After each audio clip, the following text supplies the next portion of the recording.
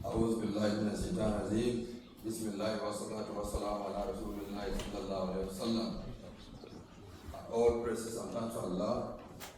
My fellow Muslims, this morning, within this short period of time, I would like to speak and touch on one sickness our society is suffering today, and that is the act of racism and discrimination. Racism and discrimination has put the society and has put a lot of pain in our society, especially in this part of the world, the Western world. But if you can look back to the creation of our father, Prophet Adam alayhi salam, when Allah commanded the angels to prostrate to him, Iblis, in his arrogance, refuses to do that on the basis that he was created from fire and Adam was created from clay. Mankind was created from clay. He was arrogant. He refuses to prostrate, to bow unto the Prophet Adam because he felt he is more superior. This is the genesis and the beginning of racism in the society. But Islam has abolished the act of racism and preaches equality in human dignity and respect. Allah said to us in Surah Al-Hujurat, "O mankind, you are all created from single male and female and made into nations and tribes so that you can identify yourself." Allah Father said to us, "The most honorable among you in the sight of Allah is the one that have the highest piety, taqwa."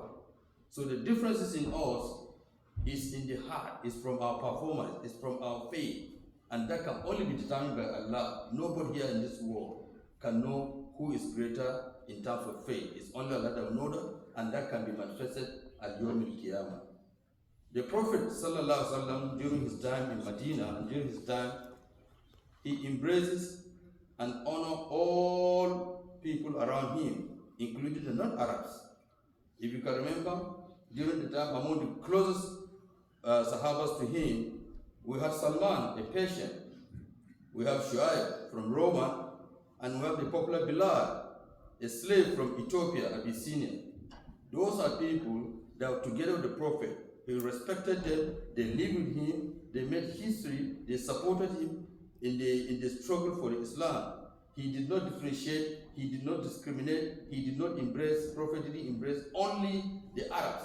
He embraced everybody and he preaches, he guides, he told everybody that we are equal. One time, during the time of the Prophet, there was an issue between Bilal and one of the strong Arab Sahabas, Abu Zar.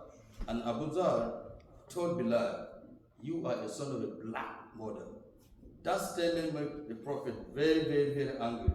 And he told Abu Zar that you are still living in ignorance. That statement made Abu Zar very removed. He felt so bad that he did that. And he looked for Bilal to seek for forgiveness. This is how Prophet lived with his people.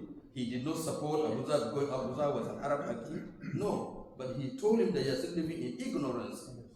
The same Bilal, as we know today, during the conquest or after the conquest of Makkah, when they were looking for how do we have the adhan, how do we call prayer? Rasulullah sallallahu alaihi wasallam pointed to Bilal, Bismillah, and Bilal made the historical adhan that everybody today is doing it. It was a black slave from Abyssinia that did that, not an Arab. The Prophet didn't make him because he wanted to make him, but because the Prophet embraced everybody. Anybody around him was classified or judged according to your performance. So Bilal made the historical record. One time, in one occasion in Medina, there are two tribes, Banu Hafs and Banu Hassan. They are always in loggerhead. They always fight discrimination. And they wanted to fight. And the Prophet told them, "Are you people still living in this ignorance, even when I'm in your midst?" So hearing that, they were removed. They felt so bad, and they stopped the fight. That's how the unity existed at that time. My fellow Muslims, if you can remember, when the Prophet stood in front of the Ummah during his last summer, he declared and he warned that no Arab is superior to non-Arabs. We are all equal. He said, Allah does not look at our images. Allah does not look at our colors, but he looks at our heart. That's what the Prophet said. And he said to those listening to him send this message across. Me and you today, we are using that message. So our beautiful religion, Islam, does not condone any act of discrimination. Some people feel that in Islam, or there are differences. There's no differences, because the only religion that preaches unity is Islam. It's just that when you don't understand. In our beautiful religion of today, in all acts of our worship, in prayers, there's no differences. Anybody can come to the front rank, the soul in the front is not based on your status. It is just, as the prophet said, the angels are recording our deen or our reward according to our arrival. This morning, we had the son of the Imam who lead us in prayer. He did not lead us in prayer because he's the son of the Imam, because he is capable. Islam is according to capability. Nobody is important. My son can be here and I will pray behind him. In Hajj, when you go for Hajj, everybody does the same thing. Nobody is given different. King Salman or the MBS in Saudi Arabia, he is not going to perform 6 hours instead of 7 just because he's a crown prince. He will do the same thing every single person is doing. We are in the month of Ramadan. Everybody is fasting the same way.